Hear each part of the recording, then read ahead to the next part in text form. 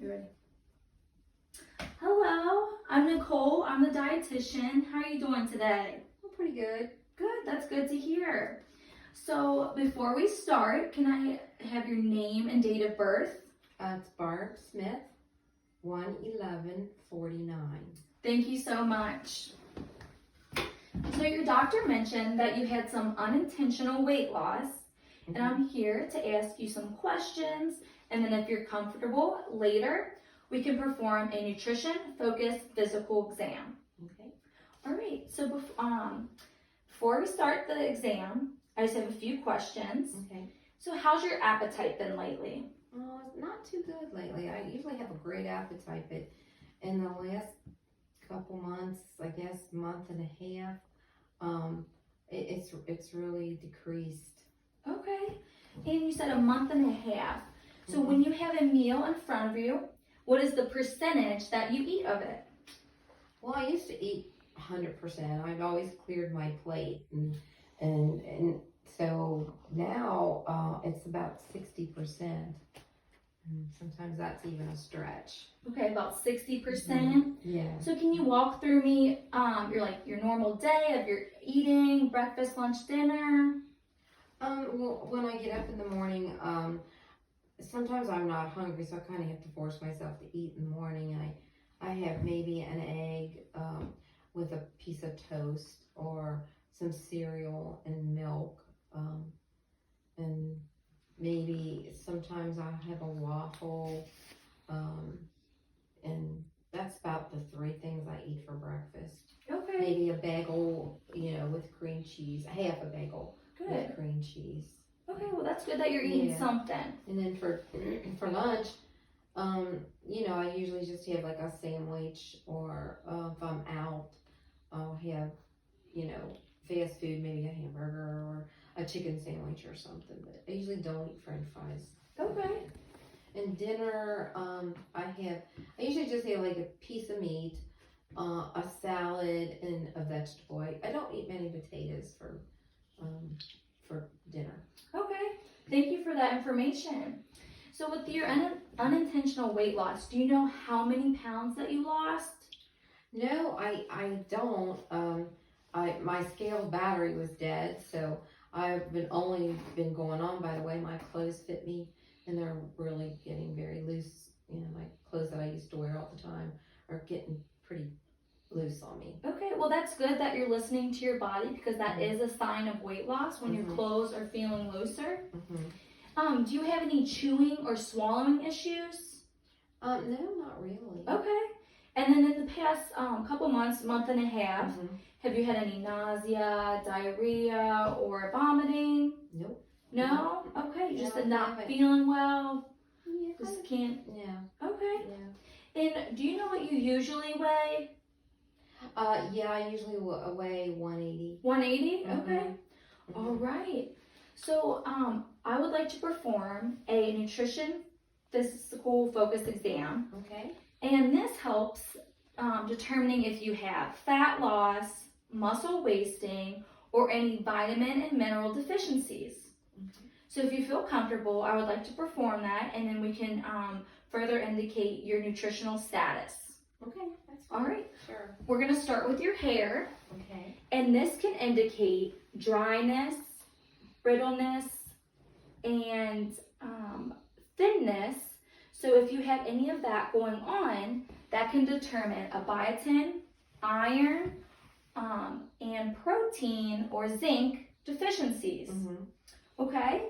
So if you don't mind, we're going to lift your head up just a little. And can you look to the left and right for me? And then up and down. Thank you. And with that, in your eyes, if you have any spotting going on, that can indicate a vitamin A deficiency. Are you talking about spotting in the whites of your eyes? Or? Yes. Oh, okay. So there'll be a conjunctive, and that can indicate bitot spot, which is a vitamin A deficiency. Oh, okay. Yes. Okay. And we're going to start with your temporal region, lightly pressing, and this can indicate if you have any muscle wasting. I'm going to move down to your orbital fat region to see if you have any fat loss going on. All right. If you don't mind, lift your head up just a little for me again and open your mouth and stick your tongue out. Okay, thank you. You can close that up. And with that, if there's any sores or redness, such as a magenta color in the tongue, that can indicate a riboflavin, niacin, or a vitamin B or vitamin 12 deficiency. Mm-hmm. But that looks good. So we're gonna move down and we are going to check the clavicle for muscle wasting. And I'm just gonna push this over just a little bit and we're gonna go over to the shoulder to check for any muscle wasting. Good. Now we're going to sit up if you don't mind. Thank you. And we're gonna extend your arm out and then press against my hand. Thank you. And we're going to check the scapular area for any muscle wasting. Good. Now we're going to move the arm 90-degree angle, and I'm going to lift this up and just gently pinch the tricep area in between the muscle and the skin to determine if there was any muscle wasting going on. My grandkids like to play with that. Oh, they do? Oh no. We're gonna put this down a little. All right, we're gonna set your arm down. And with your hand, I'm gonna go in between your thumb and your index finger and gently pinch this muscle to check if there's any muscle wasting. Good. And with your nails, I'm going to be pressing on them gently and just check for brittleness, and that can indicate a biotin or protein deficiency. Good. You can set your arm down, and then we're going to go in the back and just in the rib area, and I'm going to gently pinch to determine if there's any fat loss. Good. You can sit back for me. And we're going to prop your feet up again. Good. All right. Now, if you don't mind, we're going to gently bend your leg and check the quadricep area for any muscle wasting.